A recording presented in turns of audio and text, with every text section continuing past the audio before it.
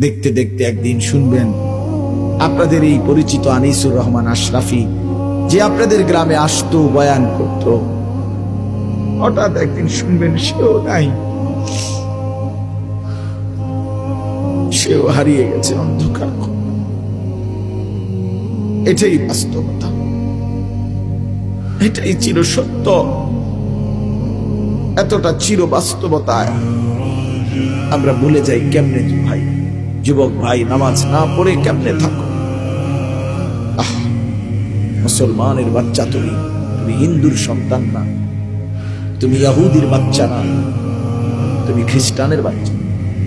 কেমনে নামাজ না পড়ে, কি দেখতে দেখতে, কি করতে করতে জীবনটা, দিনটা, রাতটা শেষ করে দিবে। আহারে আফসোস, আমার বড় আফসোস লাগে। একটা সুস্থ সবল 16 বছরের, 14 বছরের, 18 বছরের ছেলে মেয়ে কি কারণে, কি বুঝে একটা সেজদা দেয় না, এক ওয়াক্ত নামাজ পড়ে না? আরে বোকা রে, তুই কেমনে এত বোকা হইল? কি কারণ দেখতে পারে? কি অতিরিক্তটা তুমি পেয়ে গেলা?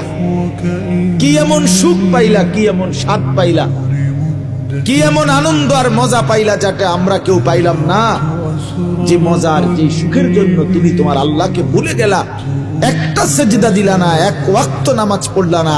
আরে জানোয়ার, তুই কেমনে ঘুমাইবি? জানোয়ার, এই হাইওয়ান, কেমনে ঘুমাইবি?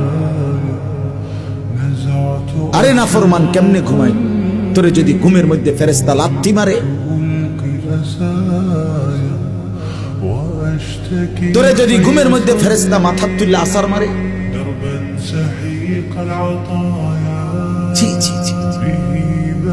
দুইটা বছর এক পবিত্র মায়ের, মুসলমান মায়ের দুধ পান করছে যে মানুষটা, এই ছেলেটা, মেয়েটা, সে আল্লাহকে চিনে না কেন? মায়ের পবিত্র দুধ তো আল্লাহরই দেওয়া, মায়ের বুকের স্তনের দুধ তো আল্লাহর দেওয়া। সন্তান প্রসবের 1 মিনিট আগেও যেই বুকে দুধ ছিল না, আবার দুধ ছাড়ানোর নির্ধারিত সময় পরে আবার যেখানে থাকে না, শুধুই কেবল এর চাইতে জ্বলন্ত নমুনা আর কি হইতে পারে? কথা বলেন না কেন? যে এটা যে আল্লাহ দিছে, এর চাইতে জ্বলন্ত নমুনা আর কিছু হইতে পারে? যে গতকালকেও ছিল না, আজকে সন্তান প্রসব হইল, আজকে দুধ বাসলো মায়ের বুকে, আবার দুধ ছাড়ানোর 2 বছর শেষ, আবার সেই দুধ বুকের হাতে হারিয়ে গেল, মায়ের স্তনের দুধ।